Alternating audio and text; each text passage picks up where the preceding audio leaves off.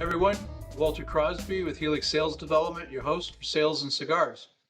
Got another episode today, a little different, a little interesting.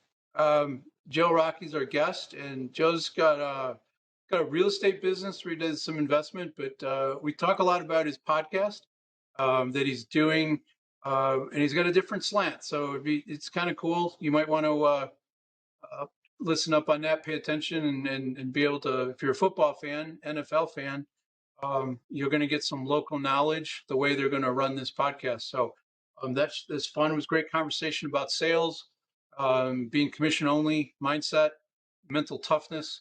So go grab a cigar, go grab a cocktail, and strap in for another fun episode of Sales and Cigars. Hey, Joe, welcome to the podcast. I appreciate you taking some time to jump on with us today. Yes, thank you for having me. Yeah. So let's start with the background that there you have football in your hand, you got Pittsburgh Steelers headphones, you got a chair. Is that a chair? That's a Steelers? Yeah, It's it's a covering that goes over a chair. Oh, It's great. okay. And then you got a bear with, you got a lot of I do. Steelers stuff. So let's talk about that. Let's get that out of the way. Let's talk about why you're doing that and what that's Sure. all Yeah. about. So we this upcoming season, now that we're in the middle of the season, we launched a new show. It's on YouTube. It's a video-based show called Local Football Flavor. And what we do is we discuss with local fans what's going on with their team. Because everyone who's had this experience of watching a national pundit or broadcast and hear something that's flat out wrong about their team. And the thing is, if it's happening to your team, it's happening to all the other 31 teams out there. So what the aim of local football is to talk to other fans and other fan bases that we wouldn't normally have exposure to and find out what's really going on and maybe get a little extra crack of nugget of knowledge that might help you with a fantasy wire pickup, might help you with your gambling, because let's face it, those two things are essentially driving football nowadays. And the more I know, the better. Mm-hmm. And there's lots of stuff I know about the way Mike Tomlin coaches a game here in Pittsburgh that is incredibly valuable with betting, that I know every other coach has these tells that if we just knew them and shared them with each other, it would be more beneficial for any run-of-the-mill person when we know most of the national guys, including the national gambling guys, really only go about inch deep and never really get into the depth. And that's what we try to accomplish here at Local Football Flavor. What's really going on? So when we talk to a guy from the Giants and his whole goal is to get the first pick in the draft because he's tired of being bustling in mediocrity, as an example. So there's all kinds of stuff out there. It's a very entertaining show. We break it down into bite-sized nuggets, but we also display the full interviews, which are hour-long programs. That's awesome. That's a cool, unique a slant. Let me know. I've got some friends here in the Detroit area who are still Detroit Lions fans. They recall, a couple of them are old enough to recall playoff games. None of them are old enough to remember when, the 50s they were a respectable team. But they live and die with Honolulu Blue and Silver. So that would be it'd be fun to listen to them. Absolutely, because we're yet to have a member of Detroit Nation on her. Actually, I don't even know what you guys are called. The Pride, the Lions Pride, or something like that. So we'll I'll see what I can do to help you with a couple of those folks. That. But one of my friends would have what he called the Super Bowl party, and he said this was the last time during the year that we have something to celebrate, and the party was scheduled around the first round of the draft. And it was a big party. There was usually 30 or 40 people there. And the draft was on. It was all serious, lots of food and beverages and stuff. So so we could probably hook you up with some people who care a little bit. I greatly appreciate that. So thank you. So let's talk a little bit about your. We'll get to your business, but your thoughts around selling better, your experience with dealing with salespeople, the reputation that we have, what you think, like kind of like leave it open and see where we can go. Just have a conversation around sales, and then we'll kind of drive that into um, how you go about sales within your Sure. business. So, little background. I've been in sales since I was 18. Basically, I fell in love with commission very early on and sold commission. I like the notion of getting paid based upon what I did rather than just being around sometimes. And I'm one of these Yep. people who sold the Cutco cutlery when I was in college. So there were periods of time where I had no income coming in whatsoever, and then just huge piles of money dumped in my bank account.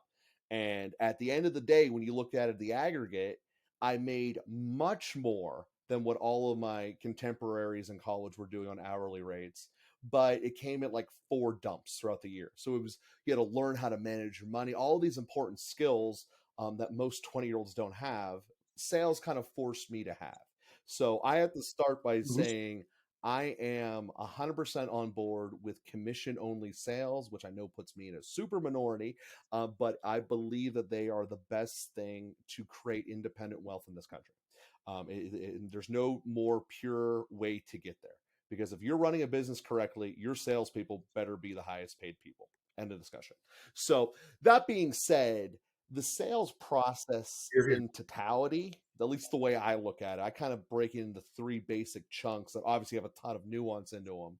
But basically, I look at it as, if you're a pizza store, you have to get people to come in the door, you have to get people to actually give you money for the pizza, and then you have to deliver a good pizza. That's basically how I look at the sales process in a big, broad spectrum. I know I am horrible at the first part. Uh, the whole marketing and cold calling and just filling my calendar, I never liked. That's not my personality type. And really, if you look at it, these are personality types are going to be better for one or the other. I like being involved with Mhm. people, talking to people, selling. The way when people think of salespeople, actually moving contracts and solutions back and forth. But I know if my calendar's not full, it doesn't matter how talented I am. If I never get to come up to bat, I'm never going to hit the ball. That's just the way life is. Right. So when I first came out of college, I worked um, a at an insurance brokerage. Long story short, I sold life insurance and annuities, and it basically boiled down to cold calling attorneys and doctors. And I hated every second of it until we actually got in front of someone, and then it was like, whoa, I really can do this. I mean, the first year I was rookie of the year, second year I was underclassman of the year, and third year I left. So like I was good at it. I just hated the prospecting side of the fence, and it burnt me out. So the recommendation I give for people to sell better is find someone who's good at the stuff you're not and pair up, because your personalities are going to be very different. The person will be different from you, but they're going to like that stuff that you hate and vice versa. So why don't you both figure out a way to make something, and then you figure out how you pay each other after the fact. But something, a percentage of something is better than 100% of nothing. And it's a cliche, but it's true. You also get burnt out doing the stuff you don't like doing. And most of the time, people don't like doing the stuff they're not good at. So you're spending extra energy on things you don't like, and you're getting less results for it. To me, that's just stupid. So I don't do it. I outsource all of that to people who want to be a part of the team. And that's how employees and partners get hired, essentially. But in the beginning, like you said, right out of college, at the early part of it, it's one of those skill sets, one of those things that you don't have to like, but we all got Mm-hmm. to do it in at some point in our career in sales. Um, I don't enjoy it. Um, I enjoy having the conversations, right? When you have that phone call, um, and you make that Mm-hmm. connection. But my first gig out of college was a real estate job in New York, commercial real estate. I made 400 plus dials a day, Mm-hmm. right? And I get people today that tell me I can't make 25 calls in a day. What are you, crazy? Wow. Um, yeah. Right?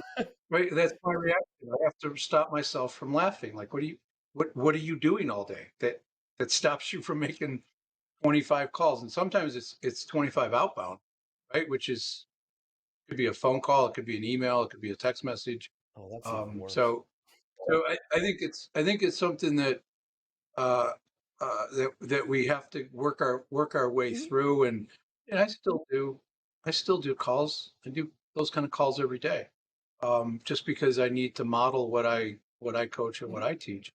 Um, keep my skill sets sharp, and I'm always learning. But the idea that you eat what you kill with Mhm. commission, right? That's a really big motivator. I really think that the top salespeople, depending upon where they live, right, they might need some sort of base just to be able to afford the gas to get to an office or the train to get to an office. But 45 to 65% of their pay should all come from at-risk compensation. The more, the better. I've had plenty of commission-only sales jobs, and I think that's another great mindset to get to. That I got to go out and I got to do something today. I got to go out and make this happen. Um, and that pressure, you either fold up like a cheap suit or you make it work, Exactly. and you learn to work Mhm. through it. So um, I, I I agree. And as you develop in business, you can find people to help you support lead gen and be able to. And if you're doing a good job, you should be able to get introductions and referrals from people as well. Exactly. And for my world, the referral game isn't quite the same as it was when I was selling life insurance and annuities. My Right. referrals basically are, someone died and we're talking to the granddaughter. I mean, that's normally where the majority of my properties are coming from, or they're coming from landlords who don't want to be landlords anymore. But I already go to events with them where I'm running into these people all the time. So getting referred to them isn't the same way. It's more of like COVID killed my will to be a landlord, so I don't want to do it anymore, which is a real thing Mm. around this country. But I'm not diminishing that at all. I know it's important. Like the fact I went through it and hated it is how I know it's important. I had those at the beginning when I was doing the life insurance annuity. I basically just wanted to make sure my calendar was full so I didn't have to be in the room calling everyone all day. Like my reward was not having to do this anymore. And oh, by the way, it also paid me, which is a very negative way of viewing it. But to the point of the base versus 100%, if you're in a situation where you're only making 100% on commission, it makes it much easier to transition to creating your own business. If you're dependent upon some form of a base, you always kind of have that extra pressure to start your own because to some degree you become dependent upon the base. And Yes. I understand why people do it. It's a lot easier to hire someone if you tell them you're going to have a base as well. It makes it a little bit more like the normal part of life. But if you get people who want to have just 100% commission, and even if they don't have a track record of proving that they can do it, but a desire to do it, get that person. I mean, there's no other way to tell you that from a manager standpoint. If someone's fully aware of what the risk is and they still want to jump into that deep end, take them and take them immediately, and then figure out how to train them because they're as motivated as you can find. That they have the motivation, they have the right outlook. I was talking to a guy the other day, and the comp plan for this particular client was $80,000 base with a 8% Mm-hmm. commission, right? And he could do pretty well. And we were getting closer to the final interview process, and he's like, "Can I ask a question about comp?" And I'm like, I don't like to answer questions about comp this early, but go ahead and see what I can do. He's like, "What if you cut the base in half and raise my commission? What do you think would they be willing to do that?" And I'm like, I think so, right? I love the Mm-hmm. attitude, right? And we kind of just fast forwarded him to, because he had all the credentials. He had done really well on an assessment we use. He had interviewed well up to that point. But to that was like, he's Mm-hmm. hungry. He's got confidence that he's going to go out and kill it. And if he doesn't, he's going to Yeah, self-select out. Um, it's also cheaper to get so rid of them. it, yeah. So we just shot him to the end of the interview process, and he got hired because of simply because of that attitude, not because it was going to save money.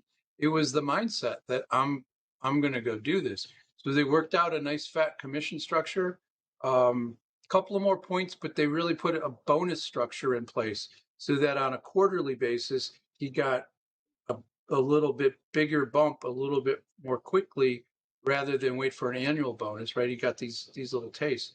So he was like, I'm in, and he was off to the races, and he's been there for about 3 weeks.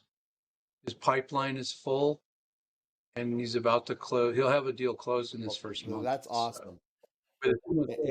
Yeah, it's a great story. It speaks to your It does, mindset. and it's something that to the credit of those hirings that you're willing to do that, because a lot of people fail at business whenever they're looking strictly at the expense side of the ledger. I know this is a sales thing. I don't want to get too far down a business management route, but paying people a commission is the best way to correlate the results you want as the business owner and the happiness of your employees. Like that's an incredibly testament to you there, to being saying, hey, yeah, we'll figure this out.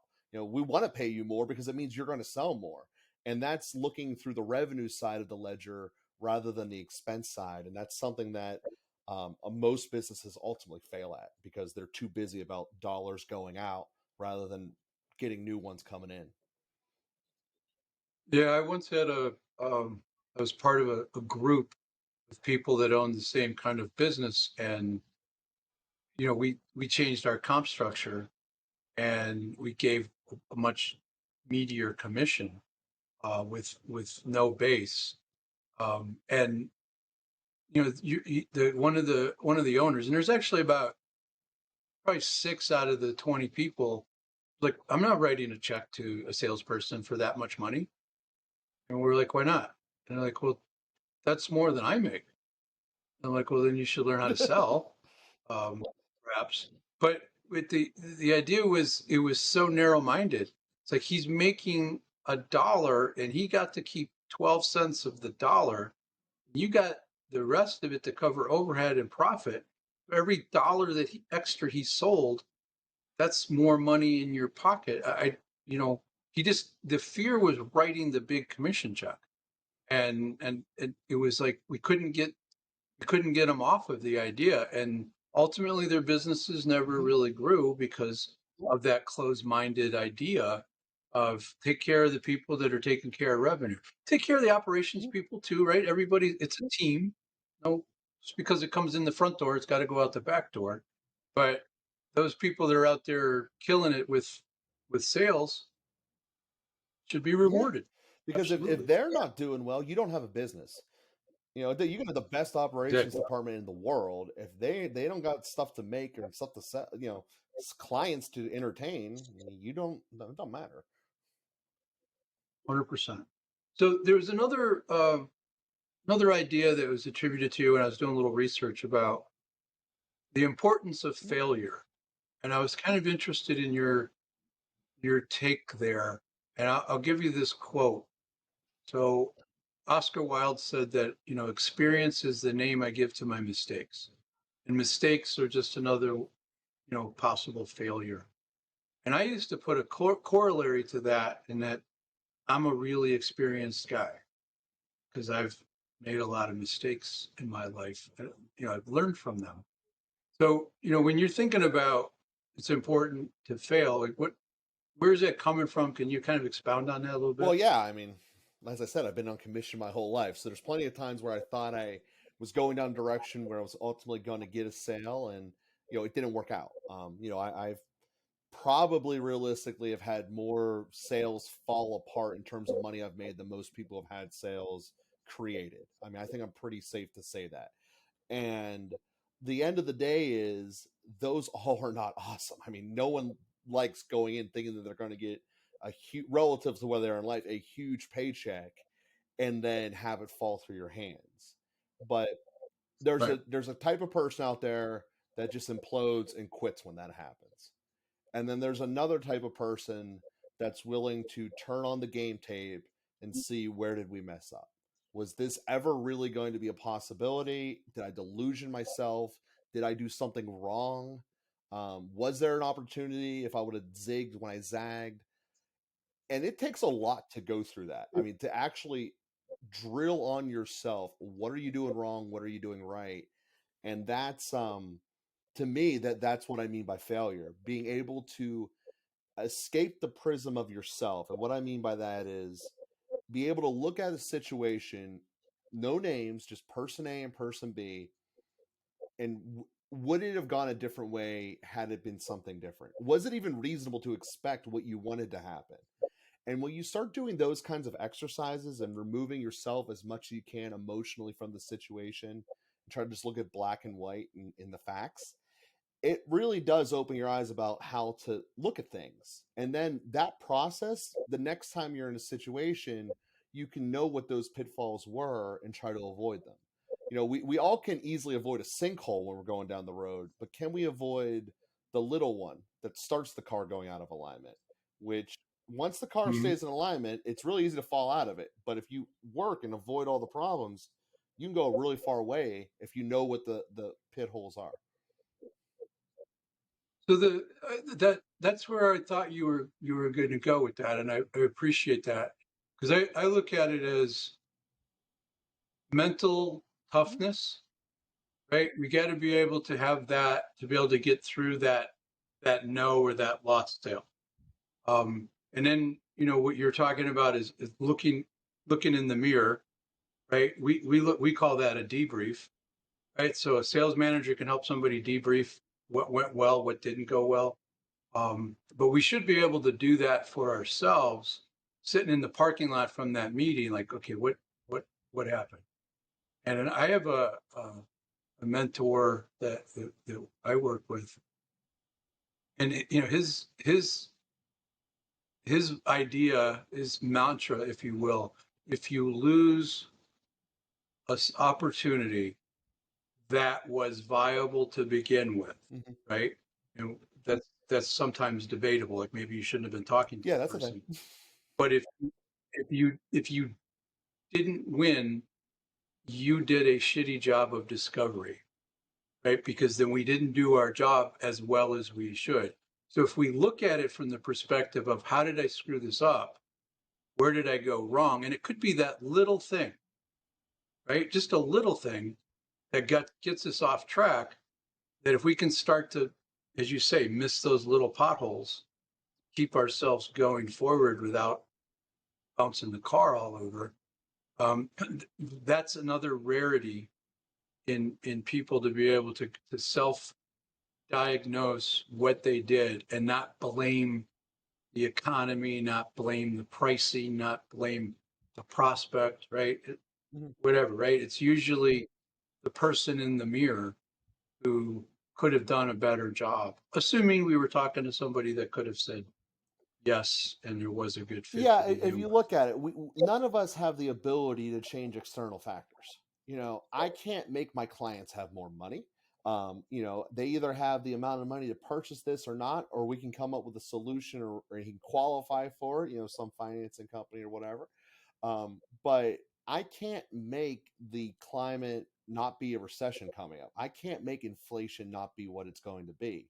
You know, I can't make it so that we were allowed to evict tenants for the last 3 years when we weren't. All of those things Right. would have been awesome if I could have changed them, but it's not life.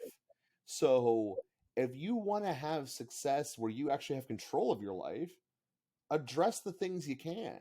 Even if it's only a percentage of fixing the problem, at least it's something you can do better. And recognizing that mindset, many people, most people probably, are never willing to do that. Most people want to just externalize all problems and think that they're a perfect little rainbow.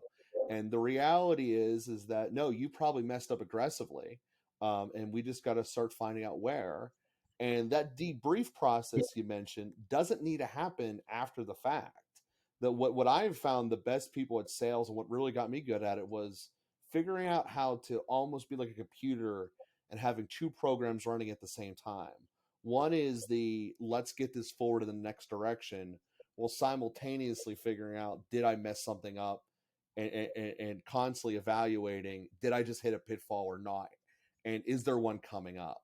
So Well, It's a skill. it's being able to own your sales process and own your methodology about knowing what you're trying to accomplish, knowing where you are and what you need to do next, but knowing that so well that you can just focus on the prospect and really pay attention to body language, pay attention to the nuances of listen to Mm-hmm. them, really listen. And if you don't understand something, it's about asking those additional questions. Because if you ask the right questions, they'll give you the answers. You might have to ask them a couple of times and give them permission to make you uncomfortable. But I think that's really important that you're constantly evaluating, looking at that failure as a learning experience. Let's try to avoid it in the future. Let's try to get better. And that's what makes living on commission, owning a business, right, is what Mm-hmm. makes that work. And, So, and you one know, last thing to that point, I know you want to change it, but the thing that I learned through that process, and that the briefing process, as you're calling it, is when I would be there in the meeting, inevitably something would come up that I got to figure out how to get this out and just say this, like, or express it in some capacity. And when I sucked in the beginning, I had so much fear, and then later on, I had regret for not saying these things, like just asking a question that right. might be a hard question or saying something that might be a little uncomfortable. Now it's like I feel I did a bad job at selling if I didn't make someone uncomfortable in the minute, because It shouldn't. That discovery process should be a little bit uncomfortable yeah, for the it prospect. needs to be, maybe for Right, depends you. on You know, where you are. you got to be able to go somewhere with them that most people aren't willing to go, and that is a real way of making yourself stand out from the crowd. You know, we went through an It's experience exactly together. how you differentiate. Yep. You have to differentiate by showing that you're approaching this differently, pushing back on some of their ideas. You don't have to tell them it's a dumb idea, but you can say, "Do you mind if I push back on that a little bit?" And then have you thought about right? And then you go. It's just being able to bridge those gaps. Um, I was always taught that you can say whatever you want as long as you say it in a nurturing fashion. And I think there's a lot of truth there. Today you got to be a little bit more careful. Yeah. So why don't you talk a little bit about your real estate business and how how you approach Yeah. that? So in real estate, I guess in most industries, this is true. You can win any single house, no matter how bad it is, no matter how bad the situation is, if you buy it for a low enough starting price. It doesn't matter how unskilled you are at fixing a house. If you buy it low enough, it'll take care of itself. So the majority of my life is spent acquiring properties, long story short, below market value. And there's an intuition that people have about that I'm doing something wrong or I'm cheating people or whatever. But I explicitly tell you, I have not bought a house in the last 9 years at market value. I don't do that. Now, why would someone want to sell a house when they know they're selling it below market value? And it's because to the people who I'm buying from, money is far from the most important thing. You know, if you are the grandson and this property is an hour and a half away from you, but you're getting harassed about the grass not being cut and you don't have the time to do it, what's more valuable to you? Getting top dollar that you're splitting 4 ways with your siblings, or getting the problem out of your life? And that's one of the very many ways I buy houses under market value. But that's how, it's really easy to make a lot more money when you're buying it significantly less than your competition would. So it does involve these types of conversations, getting to what their real pain point is.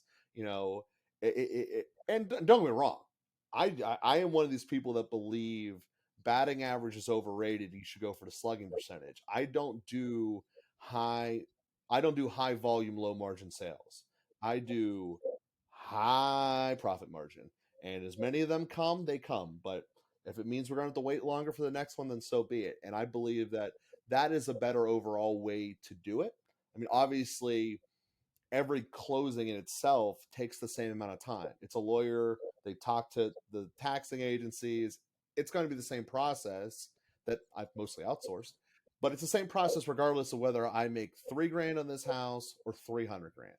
So at the end of the day, Yeah. there's the same potential, same probability of problems. Let's just do it on the big ones.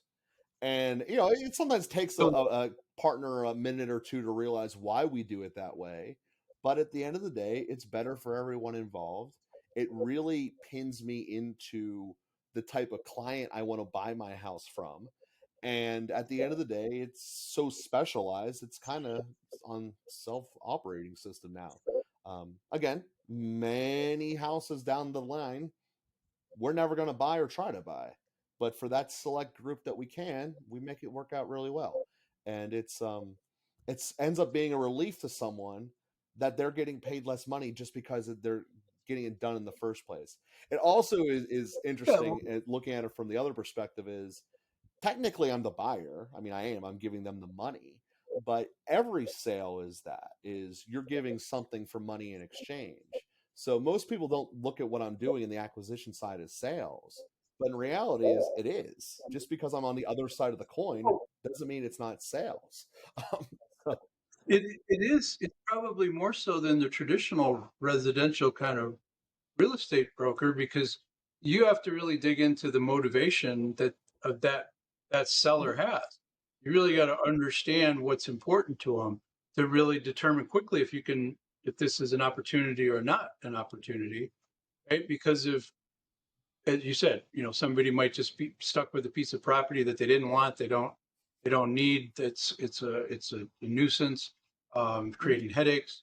But then there's other people like, I just don't enjoy owning real estate that other people live in. So could you please take these off my hands, right? And they might have purchased it at a lower price. They're making a little bit of money, but man, they lose mhm. the headache.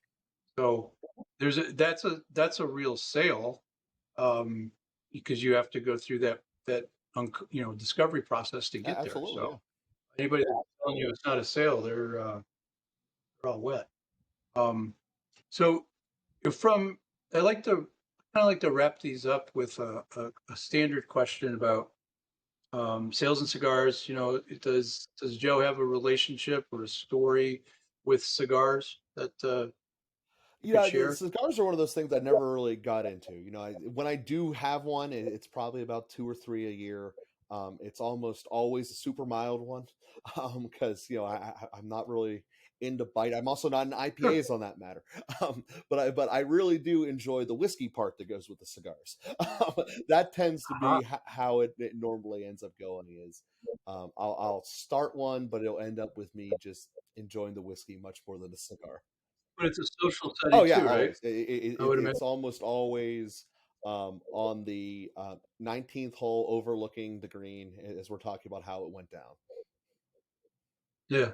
And is it a bourbon? Is it a scotch? Is it a In an ideal world, it is Maker's Mark neat. okay?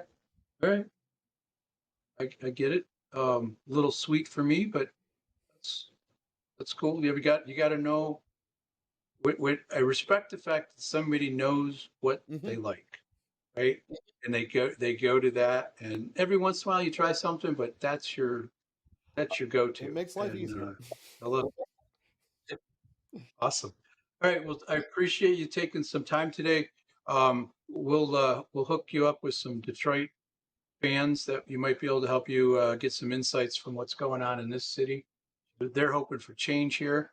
Good luck with the podcast and the real estate business. And thanks again for Well, for thank you being on. very much. Thank you for having me.